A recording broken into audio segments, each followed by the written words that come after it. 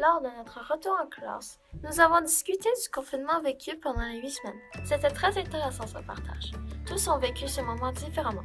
Un projet réalisé à la maison a attiré notre attention dans notre classe. Ça s'appelait le cabaret scientifique. L'élève a réalisé une vidéo avec le soutien de son papa pour présenter son projet. Ainsi, nous avons décidé, en groupe, de vivre les étapes de la création d'une vidéo à distance, puisque le papa de l'élève nous a proposé son aide. Le développement et la propagation rapide de maladies contagieuses est souvent d'origine infectieuse. Chez un grand nombre de personnes nous ont questionné. C'est pourquoi nous nous sommes arrêtés sur l'histoire des 4 pandémies survenues aux 100 ans depuis 1720.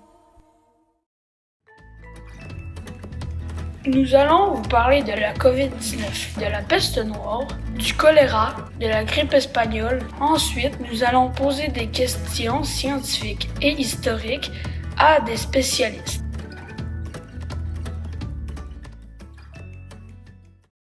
Vincent, le scientifique, regarde la télé. Il ne trouve aucun poste à regarder, donc il va regarder les nouvelles. Il apprend la triste nouvelle que le coronavirus envahit le monde. Le nouveau virus SARS-CoV-2, à l'origine du COVID-19 ou le coronavirus, apparu en décembre 2019 à Wuhan, plus précisément en Chine. Elle ne paraît pas très létale, c'est-à-dire qu'environ 1% des personnes affectées en meurent selon les meilleures estimations actuelles. Les personnes mourantes en ce moment sont les personnes de plus de 70 ans généralement. Pour les plus jeunes, ils sont asymptomatiques et certains peuvent en mourir. Au Canada, le nombre de patients testés est de 1 339 895, le nombre de cas positifs est de 72 887 et le nombre de cas négatifs est de 1 270 582. Les experts de la santé tiennent toutefois à dire que la plupart des personnes atteintes guériront d'elles-mêmes.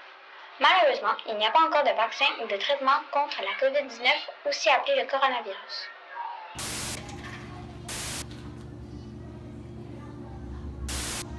Il a une idée. Il décide de construire une machine temporelle. Il essaye sa télécommande et il s'en va en 1720. Dans la pandémie de peste noire.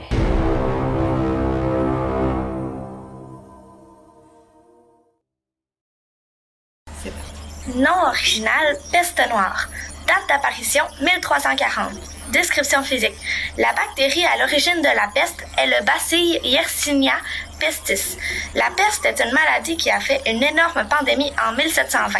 Elle ressemble à de petits haricots. Cette maladie aurait tué au minimum entre 30 et 50% de la population européenne.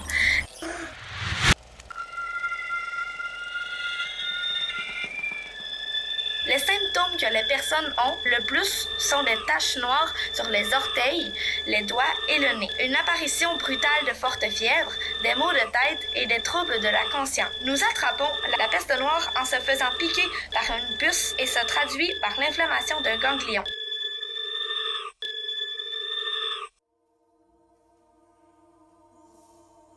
Prévention.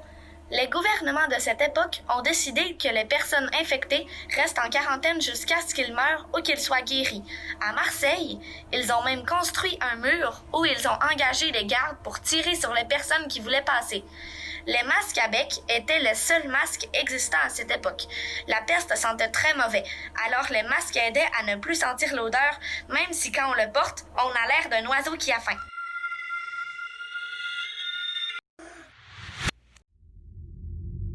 Traumatisé par le chaos qui règne pendant la peste noire, le scientifique tente de prendre la fuite en changeant d'époque. Mais il est loin de se douter de ce qui l'attend.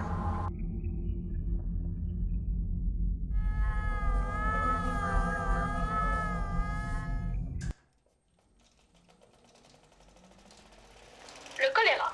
Le choléra est apparu en 1817. Il atteint le Canada pour la première fois en 1832 alors qu'il est apporté par les immigrants britanniques. Le choléra a une infection intestinale soudaine et grave qui est causée par la bactérie Vibrio cholera. Une bactérie est un organisme vivant formé d'une seule cellule. La plupart des personnes qui contractent le choléra ne présentent aucun symptôme. Certains peuvent présenter des symptômes bénins. Dans ce cas, vous pourriez avoir des nausées, des vomissements.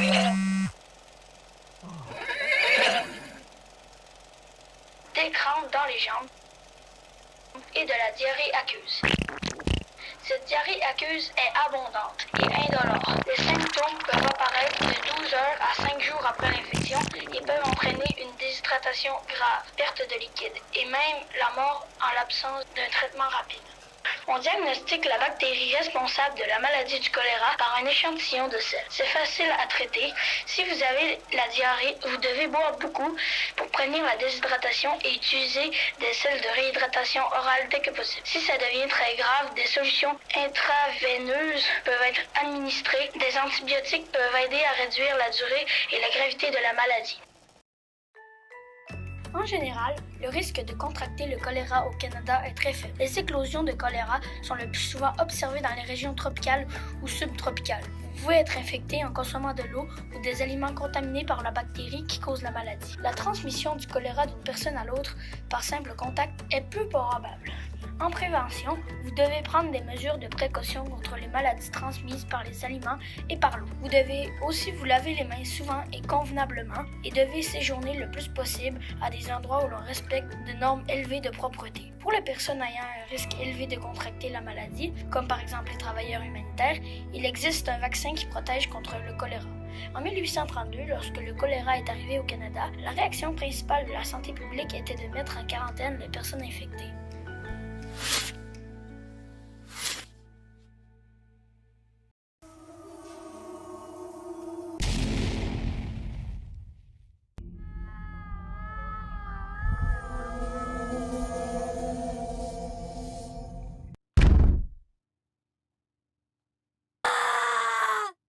La grippe espagnole. Elle est apparue en 1918 durant la fin de la Première Guerre mondiale. C'est une traînée de poudre meurtrière. Mort directe ou peut prendre 3 jours.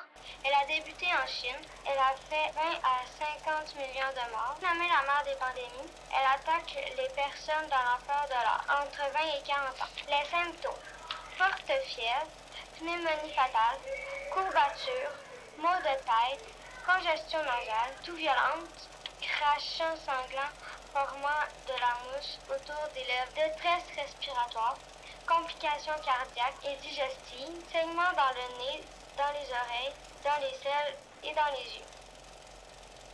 Bonjour monsieur, nous avons une bonne et une mauvaise nouvelle suite à votre test. Malheureusement, vous avez la grippe espagnole. Mais la bonne est que nous croyons avoir trouvé le vaccin. Il nous reste juste à avoir votre autorisation pour vous l'injecter. De toute façon, je vais mourir! Donc, vous allez seulement ressentir une petite douleur dans la jambe.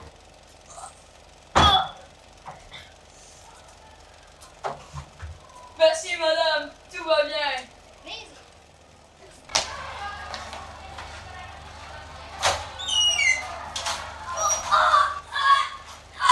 Parce que j'ai fait tirer dessus! Ah, la foutière!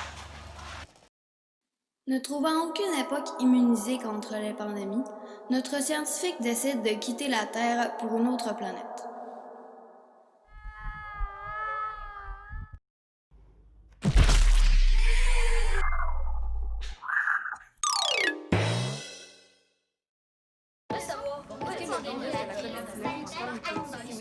Quelle était la plus dévastatrice?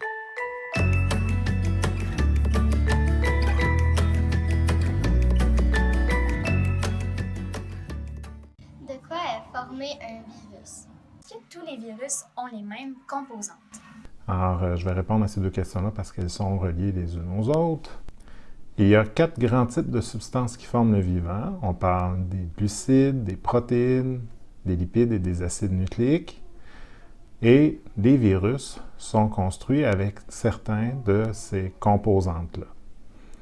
Alors, il y a une grande multitude de virus. Ils ne sont pas tous pareils, un peu comme les insectes que l'on retrouve dans la nature, c'est-à-dire que les insectes sont très diversifiés en couleurs, même en taille, en forme, mais en fait, ils ont tous des éléments communs, comme leurs 6 pattes. Pour les virus, c'est un peu la même chose. On va retrouver chez les virus quelque chose de commun à l'ensemble des virus, c'est-à-dire la présence d'acides nucléiques qui va leur servir de code génétique, c'est-à-dire c'est l'équivalent d'un plan pour savoir comment construire des virus. Et c'est cette information-là, les acides nucléiques du virus, qui vont être utilisés par les cellules infectées pour produire de nouveaux virus. Alors, on a des acides nucléiques à la base de nos virus, et cet acide nucléique-là va être protégé par d'autres molécules, par d'autres substances, habituellement des protéines ou des lipides. Donc, ces molécules de protection-là sont différentes d'un virus à l'autre, mais en gros, ça va être soit l'un, soit l'autre. Puis, on va aussi retrouver d'autres protéines qui vont être à la surface des virus, par-dessus les lipides de protection ou les protéines de protection, qui vont être des protéines de contact. Ces protéines-là vont en fait permettre au virus de coller sur les cellules qu'ils veulent infecter. Donc, ça peut être des cellules d'un humain, des cellules d'une plante, d'un animal ou des microbes. Alors, ces protéines de contact-là sont très différentes d'un virus à l'autre, et c'est ces protéines de contact-là qui permettent en fait au virus d'infecter un type particulier d'hôte, d'animal, d'humain, ou etc. Alors, dans le cas du coronavirus, le virus a un code génétique qui est recouvert de lipides et de protéines de contact. Et puisque le virus est fait avec des lipides, bien, quand on se lave les mains, le savon est très efficace pour détruire ces lipides-là, pour les défaire en petits morceaux. Et c'est pour ça que se laver les mains est une bonne façon de se protéger contre les virus. Est-ce que le virus de la COVID-19 peut encore muter? Et si oui, jusqu'à combien de fois? Donc, oui, le virus de la COVID-19 peut encore muter. En fait, depuis le début de la pandémie, des chercheurs ont démontré que plusieurs mutations se sont produites sur le virus, créant différentes versions de celui-ci. Mais aucune de ces nouvelles versions du virus n'a démontré un niveau de danger plus élevé que ce que l'on a observé depuis le début. Il faut savoir que les virus mutent beaucoup. C'est le cas de pas mal tous les virus, en fait. Cela fait partie de leur moyen de défense, puisque en mutant, ils changent et sont plus difficiles à éliminer par le système immunitaire, votre système de protection, en fait. Puisque les mutations pour les virus sont en quelque sorte un déguisement, et donc au fur et à mesure qu'ils vont muter, ils vont pouvoir être plus difficiles à être éliminés par votre système immunitaire qui doit réapprendre à chaque fois à reconnaître et à éliminer le virus au fur et à mesure qu'il change. C'est aussi grâce aux mutations que le virus de la COVID-19, qui se trouvait au départ dans des chauves-souris, a pu changer entre autres les protéines de contact que je parlais dans la question précédente et qui a permis ensuite au virus d'infecter des humains. Il est difficile de dire le nombre de fois que le virus pourra encore muter dans le futur, c'est vraiment imprévisible, mais ce qui est sûr, c'est qu'il va pouvoir encore muter dans les prochaines semaines, les prochains mois et les prochaines années. Est-ce que les moustiques peuvent donner la COVID-19? En fait, il s'agit d'une très bonne question, que plusieurs se sont posées d'ailleurs. Globalement, la réponse est non, puisque le moustique, après avoir ingurgité le sang d'une personne qui vient de piquer, va le digérer, et ça inclut donc de digérer aussi les virus qui pourraient se trouver dans ce sang-là, s'il y en avait. Donc, il n'y aurait pas de virus dans la piqûre du moustique pour la prochaine personne qu'il pourrait piquer. Donc, pas de transmission du virus dans ces cas-là. Cela dit, les experts n'excluent pas que si un moustique pique très rapidement deux personnes l'une à la suite de l'autre et que la première personne est infectée par le virus, qu'il puisse y avoir un risque très, très faible de se faire infecter par le virus. Mais les experts considèrent que dans la très grande majorité des cas, le moustique aura le temps de digérer le virus et ne sera donc pas un moyen de transmettre le virus entre une personne infectée et une personne qui ne l'est pas. J'aimerais savoir combien dure le temps de pandémie en moyenne. En fait, dépendamment des pandémies, les durées sont différentes.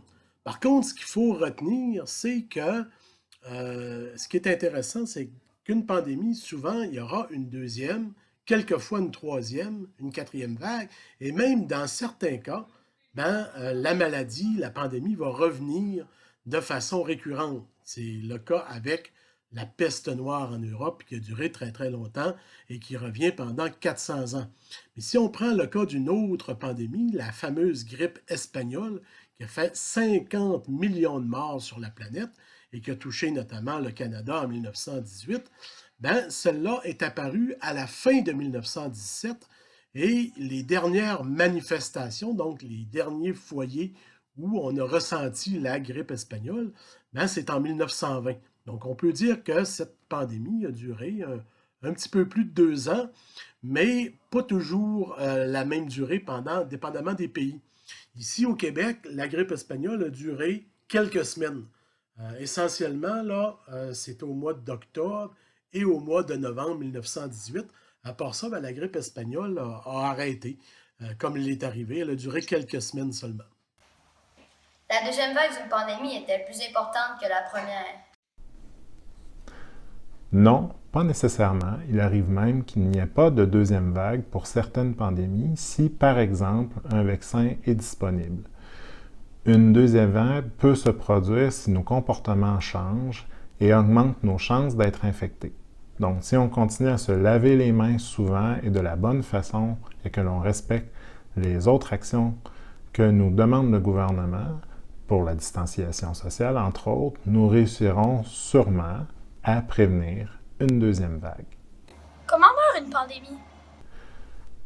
Pour continuer à être présent et à être dangereux, un virus doit trouver de nouvelles personnes à infecter. Donc, si nous empêchons un virus de trouver de nouvelles personnes à infecter, ou si de plus en plus de personnes sont vaccinées ou ont des anticorps pour se protéger contre le virus, celui-ci ne trouvera plus éventuellement de gens qui peuvent infecter. Et puisque le virus est très fragile à l'extérieur des personnes qui peuvent être infectées par celui-ci, ben, il va disparaître tout simplement. Et c'est ainsi que la pandémie va pouvoir se terminer. Donc, les mesures de distanciation sociale sont très pertinentes pour justement donner plus de difficultés au virus de se trouver des nouvelles personnes à infecter. Je voudrais savoir, quelle pandémie a été la plus marquante dans l'histoire et a-t-elle été la plus dévastatrice? Ben, la plus importante, c'est sûrement ce qu'on a appelé la peste noire, qui a eu lieu en 1348, donc au Moyen Âge. À l'époque des chevaliers, à l'époque des princesses en Europe, ben, il y a eu une pandémie qui a duré pendant quelques années, qu'on a appelée la peste noire. La peste noire, en fait, c'est une maladie pulmonaire qui était très, très, très contagieuse. On dit que c'est les rats qui ont apporté cette pandémie-là en Europe. En fait, les rats étaient porteurs de puces qui, elles, étaient infectées et puis arrivaient probablement de Chine, probablement d'Asie, puis elle a apparu en Europe. On sait que c'est une pandémie mondiale qui a duré quelques années, mais en Europe, c'est presque le tiers de la population, presque 50 millions de personnes qui sont morts au cours de cette peste-là. Et le plus grave de tout, c'est que la peste qui est apparue en 1348 va s'installer pendant très longtemps, pendant presque 400 ans. En Europe, il y aura des pestes récurrentes, c'est-à-dire qui vont revenir après quelques années, des fois après quelques décennies. Et la dernière peste en Europe est survenue en 1722 dans la ville de Marseille, en France. Et donc, c'est probablement une des plus grandes pandémies au monde. Est-ce une coïncidence qu'il y a eu une pandémie à chaque 100 ans depuis 400 ans? Est-ce que vous croyez qu'en 2120, il y aura une autre pandémie? En fait, c'est assez dur d'affirmer que la coïncidence du 100 ans existe véritablement. C'est vrai qu'il y a eu des pandémies, il y en a beaucoup à travers l'histoire. Quand on regarde d'ailleurs l'histoire des Romains, on s'aperçoit qu'il y a eu plusieurs pandémies déjà chez les Romains.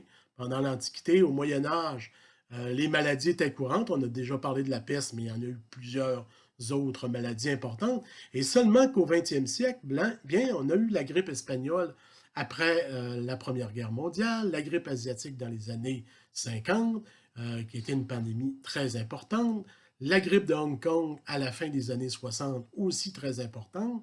Au début des années 2000, il y a eu la pandémie de SRAS.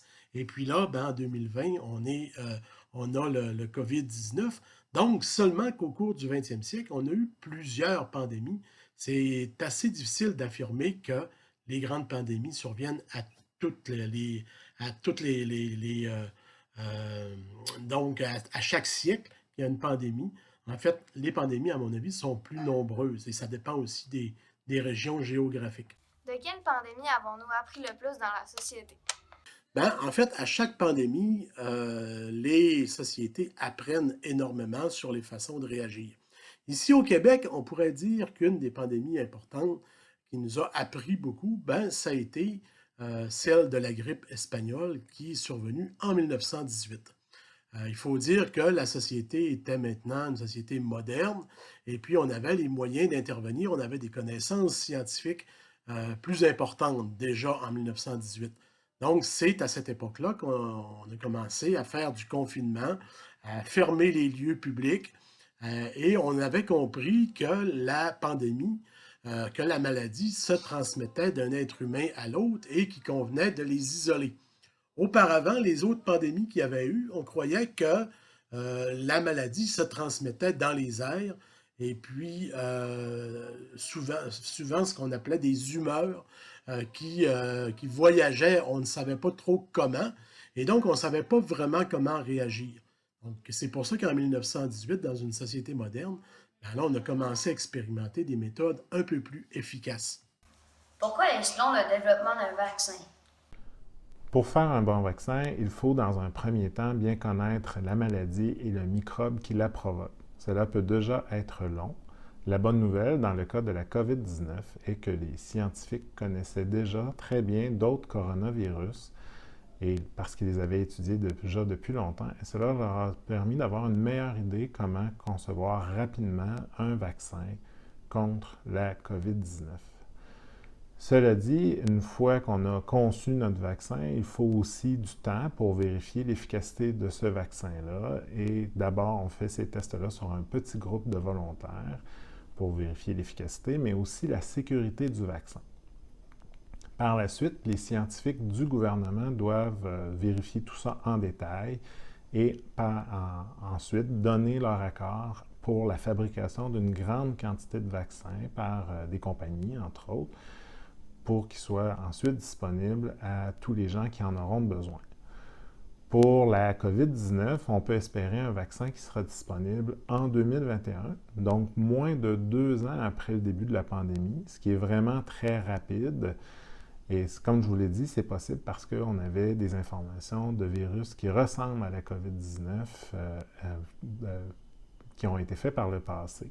Alors, c'est vraiment très rapide parce que pour vous donner un exemple, dans le cas du virus qui cause le sida, ça fait déjà plus de 30 ans qu'on travaille à développer un vaccin et ce n'est pas encore terminé. Quelles maladies et quels vaccins ont été les plus difficiles à trouver? Plusieurs maladies ne permettent pas facilement la création d'un vaccin. Comme j'en ai déjà parlé, certains microbes mutent fréquemment ou ont des comportements qui font en sorte qu'il est difficile de faire un vaccin contre ceux-ci. Le meilleur exemple est probablement celui que j'ai évoqué tout à l'heure, c'est-à-dire sur le virus du sida. On connaît le virus depuis plus de 40 ans et ça fait déjà plus de 30 ans qu'on fait des recherches pour développer un vaccin contre ce virus-là.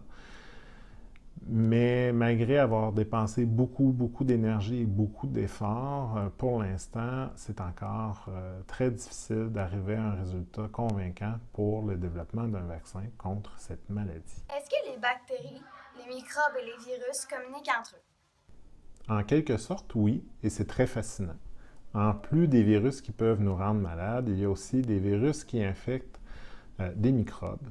Il y en a tellement que l'on calcule que ces virus tuent chaque jour le tiers des bactéries que l'on retrouve dans les océans, le tiers. Cela n'est pas un réel problème puisque les bactéries, elles, se multiplient très rapidement et peuvent donc rattraper leur nombre malgré l'activité des virus. En fait, les virus permettent, dans ce contexte des océans, une régulation des bactéries pour empêcher qu'elles deviennent trop nombreuses. Alors, tout est interconnecté et dépendant l'un de l'autre dans l'environnement et les virus ont un rôle important dans cet équilibre que l'on retrouve. On peut encore retrouver des informations à propos des anciens virus ou des anciennes bactéries? Si oui, est-ce juste à l'aide de recherches scientifiques? Alors, oui, c'est possible. On peut trouver des vieux microbes. C'est le cas, entre autres, quand on étudie certaines neiges très anciennes qui n'ont jamais été en contact avec des humains auparavant, ou le sol gelé dans le Grand Nord. Ce genre de découverte et d'analyse peut être fait que par la recherche scientifique, puisqu'il faut utiliser des appareils et des technologies spécialisées que l'on trouve typiquement en recherche pour isoler, identifier et caractériser ces vieux microbes. Voilà, c'était les réponses aux questions des élèves de l'école Montessori. Ça m'a fait beaucoup plaisir de répondre à ces questions-là. Je vous souhaite une bonne journée. En conclusion, nous avons vraiment apprécié faire ce projet de groupe avec la collaboration à distance d'un parent volontaire, M. Denis Harvey. Pour l'organisation et le montage vidéo, ainsi que les deux spécialistes, M. Jérôme Gagnon, historien, et M. Steve Charette, professeur titulaire du département de biochimie, de microbiologie et de bioinformatique de l'Université Laval. Nous avons adoré que ce soit différent de nos autres projets. Nous en avons appris davantage sur les 4 pandémies suivantes: la peste, le choléra, la grippe espagnole et la COVID-19. Actuellement, nous en apprenons et nous en apprendrons encore sur la pandémie de la COVID-19 puisque c'est un nouveau virus. Nous nous demandons bien comment se déroulera la suite des choses dans notre société et dans les recherches. Combien de temps durera cette pandémie et quels sont les scénarios retenus en éducation dans les écoles primaires et secondaires pour la prochaine rentrée scolaire?